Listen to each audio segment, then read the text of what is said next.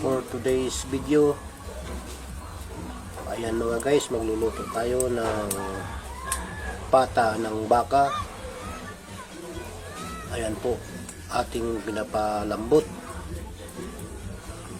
Nilalagyan po natin yan ng langka at sweetie.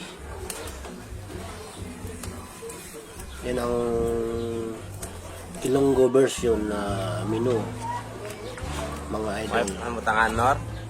Mahaba-habang palambutan ito mga idol. Gawa ng ang ating gamit ay gatong laang.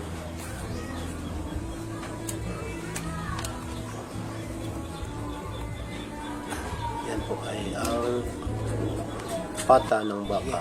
Ayan po, medyo lumambot na. At nilalagay na natin ang ating langka at ang pitsay na native. Pwede nang kainin mga idol. Ang ating pinalambot na pata ng baka na may langka.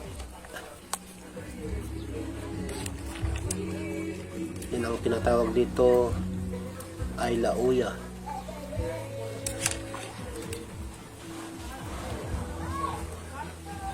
Ayan po, nilalagay na sa pinggan. At ready na kakainin. Ayan po, kinakain na. Ayan, napakasarap ng ating lauya.